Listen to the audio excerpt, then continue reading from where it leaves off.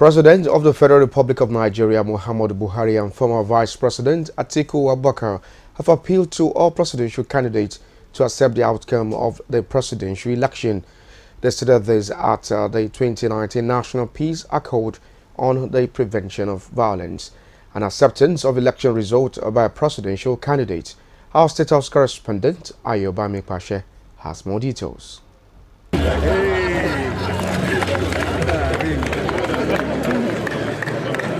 The two giants going into the presidential election, shaking hands as they both expect a free and fair presidential election. Just as campaigns are coming to an end, presidential candidates converge to renew their pledge for peaceful elections.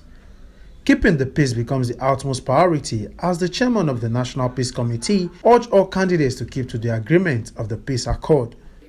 This is what you are signing today as a pledge and a promise to Nigeria that you will work for, create, and keep the peace. Your Excellencies, the presidential candidates, by agreeing to sign this covenant for peace, all of you are committing yourselves to ensuring an enduring peace in Nigeria after the elections, and agreeing to look beyond short-term electoral gain, sectional interest, or narrow party advantage, and accepting to focus on nothing but the national interest. The signing, which had former president of Liberia, Tanzania, and former head of state of Nigeria, Yakubu Gowon, between 1966 to 1975, is geared to avoid any conduct or behavior that will endanger the political stability and national security of Nigeria. The time has come to really get your electorate to listen to your advice. This time, not the campaign, but this time to ask your electorate, to ask them, your members, to have a peaceful election, that none of them should go on involved in any act of violence or intimidation of any other party. Election day and the days which follow, in particular after the results are announced.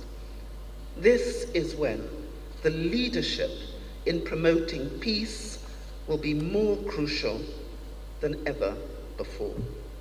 All Nigeria is watching. Your supporters are watching your actions and listening to the statements you make. I therefore urge each of you to live up to the letter and the spirit of this National Peace Accord. Appealing to citizens to cast their vote for candidates of their choice in the spirit of fair play and hopefully better election than ever, Atiku Abubakar calls on his supporters to shun violence. As we prepare to sign off on this peace accord, which we have done, as representatives of our party and people, may I freely quote the words of former President Goodluck Jonathan, which remain a benchmark for me, taking into account the deep feelings that prevail as February 16, 2019 approaches. And I quote, and he said, "My ambition is not worth the blood of any Nigerian," and I quote. In this context, I appeal once again to every staff and the leadership of the Independent National Electoral Commission and the Nigeria Police and other security agencies to be fair arbiters in the upcoming elections while letting neutrality prevail. I also appeal to the President, Muhammadu Buhari, to use his good offices to ensure that every eligible person who casts their votes are confident in the process and in the belief that their votes will count. For President Muhammadu Buhari, the candidates must commit themselves to do all that is possible to ensure the success of the elections. We, the presidential candidates, are here to sign and commit ourselves to do all that is possible to ensure the success of the elections. But most importantly, to accept the final outcome.